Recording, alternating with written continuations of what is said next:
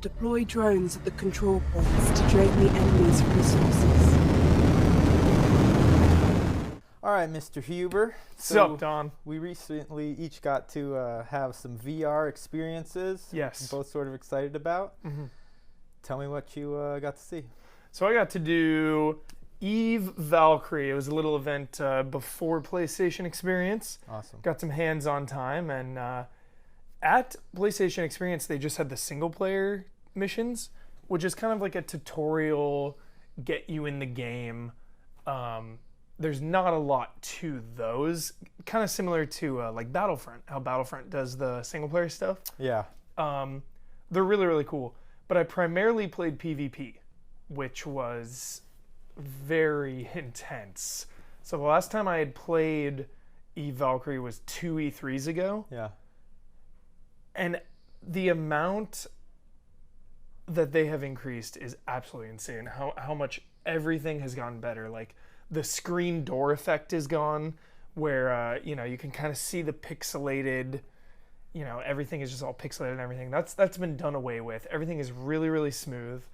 And the way PvP worked was there's like 3 classes. Okay. There's assault, support, and tank. The assault class was really, really cool because you have your main blaster, but then you have heat-seeking missiles, and when you hold your heat seeker, you have to look around, and when you look on someone, it's like the target's locked. Oh, okay. So just this adrenaline rush, man, like nothing ever, because it's VR, it's so new, it's so exciting.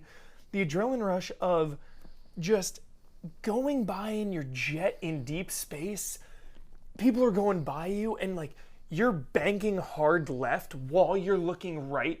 It's a really crazy experience. So are you able to fire in different directions than you're flying? Yeah, so you can be like shooting normally, but then looking over here with your heat seekers and taking them out while getting this guy. Wow, cool. So it was just nuts. And there was a tank class, which had a lot more health, and they had basically the equivalent of a shotgun. Yeah. This really slow, deliberate, hard-hitting gun. And then the last class was medic. Okay. Which was very interesting. You would put like traps down, and if your teammates would go through, they would gain their shield back. If the enemy team would go through, it would deplete their shield. And then similar to like the medic in Team Fortress 2 or Overwatch, you would just fire a beam at them. Yeah. And increase your ally shield or decrease your opponent's shield. There was standard deathmatch. Some really cool maps to kind of go in these little crevices and kind of hang out and ambush people. But I really, really liked the objective mode. Mm-hmm. It's a 10 on 10. Oh my gosh. Objective-based capture the point mode. And it's a little different. They mix it up. You go to a point and you deploy a drone to capture the point. Cool. So obviously the more drones there on your team, the faster the point will capture. But these drones can be destroyed. So if you see enemy drones, which are red, capturing the point, you have to take them out. And there's a long cooldown to get it back. So once you deploy it, it's really, really valuable. And just the scenarios that would go down when all these droids were there, or drones, like taking the point, and everyone's kind of dogfighting all around. It was a blast. I love it. I think it is definitely like the number one must-have sell of VR at this point in time. Each match would run about 7 minutes. And how did that feel with I'm curious about that in terms of could you imagine playing a game like this for an hour, 2 hours? That was, when we first came out, it was like one of the things, even a game that worked good with the motion control, it's like there's only so much of it you kind of want to do. I'm really How did glad. this feel with having to constantly interact physically? I'm glad you asked that, because never in my entire life have I been motion sick or queasy or anything. All my time with VR has been fine, whether it's a little short film or Samsung Gear and Oculus and Morpheus. Never been an issue. Yeah. This is the longest that I've played a game in VR. We played for about 3 hours. Okay, that's a good period of time. I started feeling it. Okay. I started feeling it. It was never a problem, but, you know, kind of the weight on my head I started to feel. Yeah. Kind of the weight on my eyes. Uh-huh. I mean, that's really all I can say is that I started feeling it after a couple hours. So physically, you started becoming aware Yeah. of that, but the equipment. But what about in terms of just having to interact with your head? Did that become Didn't bother me tiresome? at all. There was one That's great. time that I did kind of feel it in my stomach a little bit. Yeah. And it's when I was doing barrel rolls while looking around because like someone had a target lock on me. Yeah. Like just spinning around and navigating through space. Oh, I can't wait. It's just unbelievable. And like before each match, you're kind of in the cockpit and you're just there and like you look down and you see your body. Oh, cool. It is. Oh my gosh, it's so intense, Don. That sounds so fun. I can't wait to try that. But you know, switching gears here. So that was like a game. Yeah. VR has so many things going for it, whether it's movies or games. You got to do Everest. Tell me about VR, that. Yeah. So this is more of like an interactive movie type of experience. Yeah. I had a lot of fun with this. I talked to Kjartan Emilsson, who's the CEO, co-founder of Solfar Studios, okay? And this studio is in Iceland, and they're developing only VR software for all the platforms, right? So I go into the room, and the same HTC Vive equipment that we used for Paranormal Activity. Cool.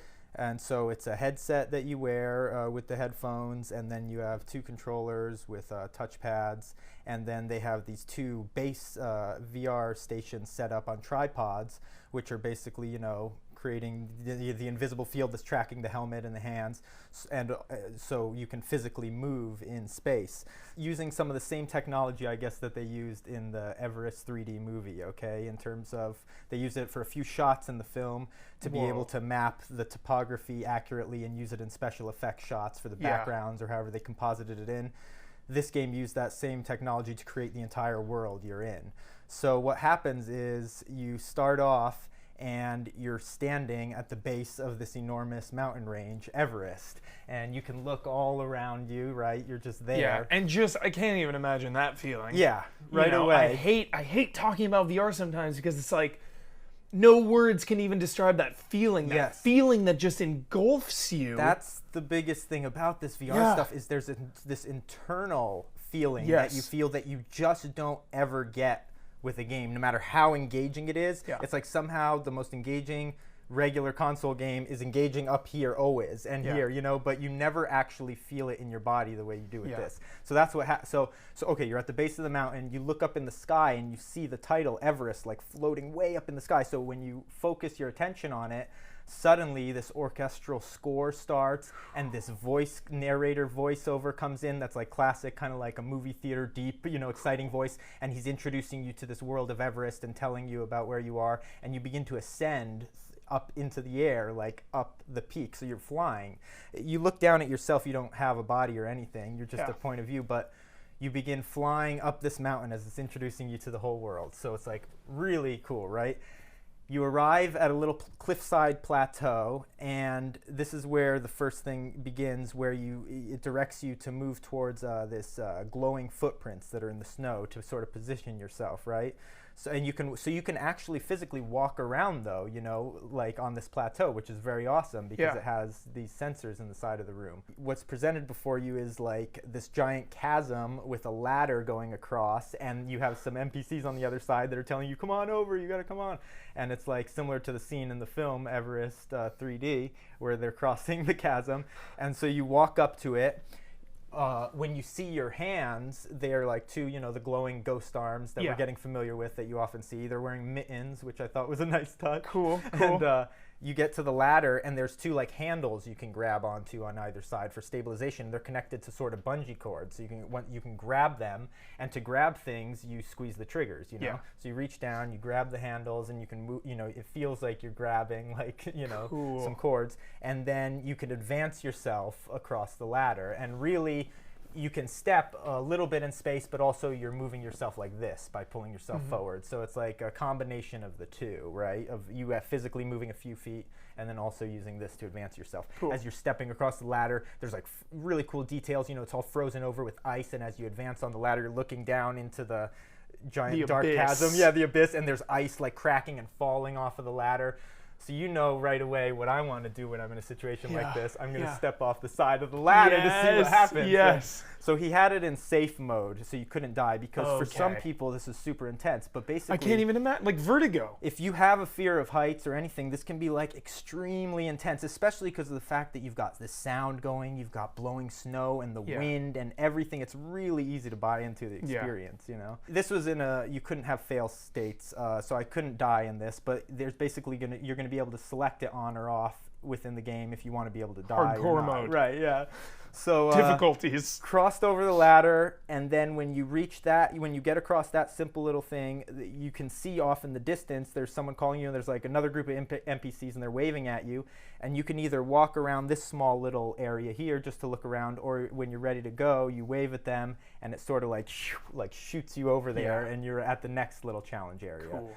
Next thing is another simple task that's sort of just it's a demo to get you used to this world, where you climb a ladder, similar type of thing. You're going straight up a cliff, right? And there's snow falling and blowing, and you can like look all around. Is it real people, the NPCs, or like video game NPCs? They're a video game, yeah. Okay. They're animated, right? Cool. So then what happens after you do a series of short little activities like this, it transitions you to the next section. And the way they do these transitions was really interesting, because basically the world around you will go dark, and then a movie screen, sort of like a floating movie screen, will appear somewhere depending on what way you're facing at the point where the scene ends.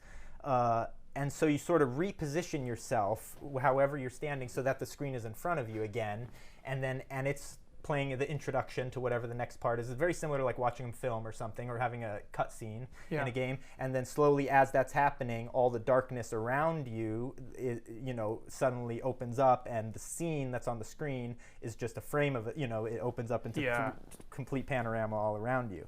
So, and after that, then again, it has an opportunity where it ascends you through the air, and you feel like you're flying above the mountain to the top of the peak.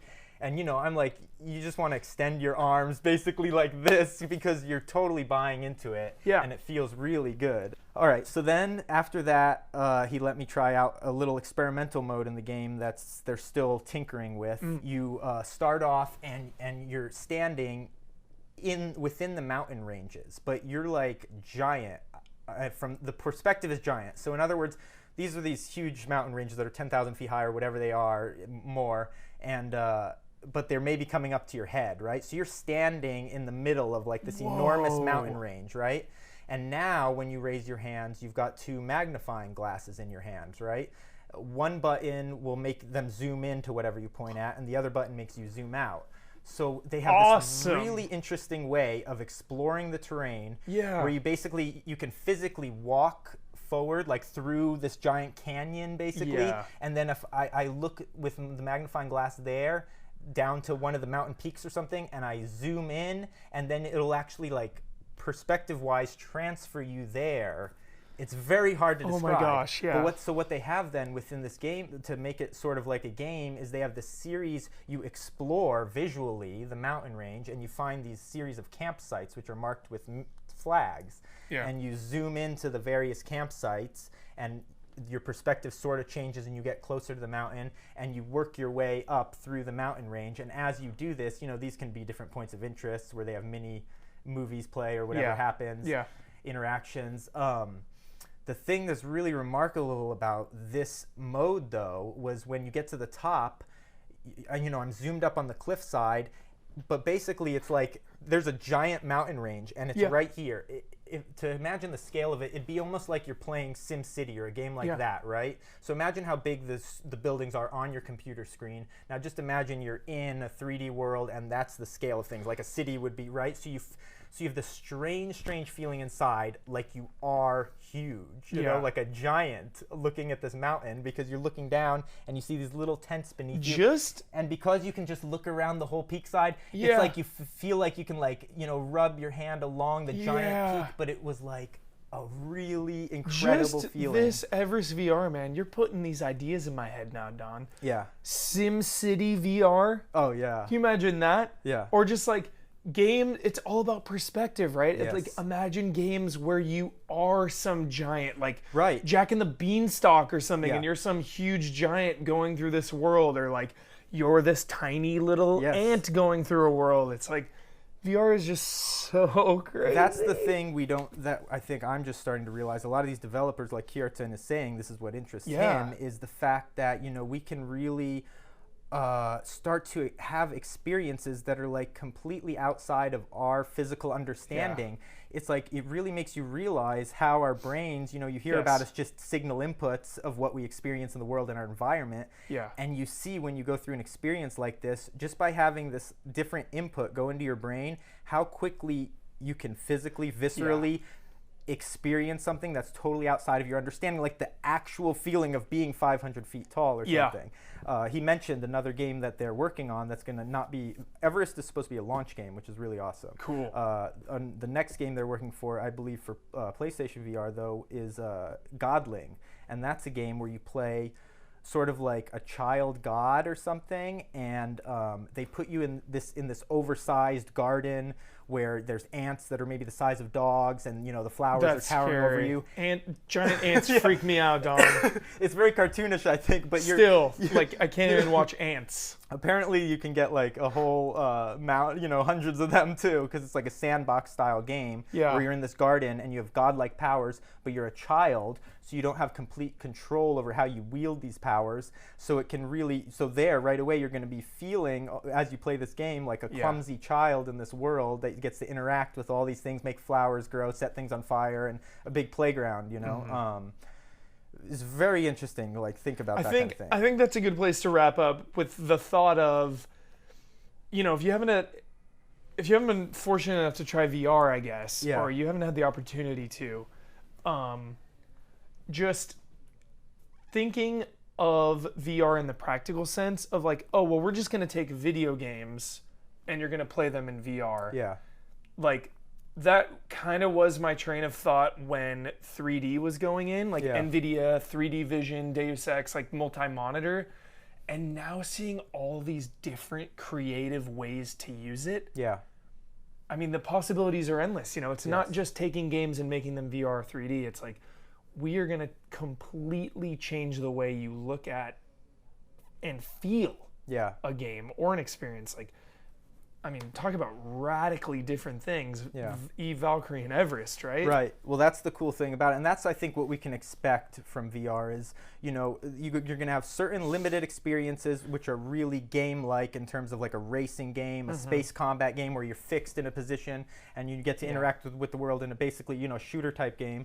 But then you have these like virtual movie-type experiences. I mean, I imagine a game in the near future, like Until Dawn or something like that, you play on a console, and it's like, okay, it's kind of light, whatever, but in a VR experience, that's actually gameplay-wise something you can really pull off, I think, where you'll be within those scenes. You have simple movements, simple interactions, but imagine doing that in first-person point of view where you're actually in that scene. It can be terrifying, I'm really glad you told me about walking in Everest. Yeah. Because I think that is the final hurdle. Yeah.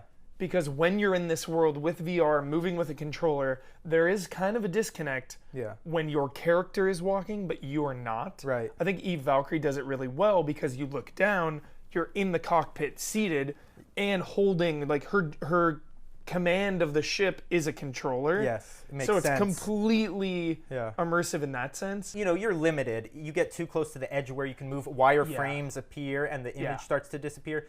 But as soon as you get used to this, and as soon as you decide to like, buy into it, you know what I mean? Yeah. It's really like you see the wireframes, you just step back. It's something you get used to, you know what I mean? Absolutely. So it's a really fun experience. I can't wait to try more. I'm excited, Don. VR launching next year. It is going to be insane. Yes. We are just at the tip of the iceberg right now. Yeah, I can't wait to see what else is going to be coming out. It's going to be a blast.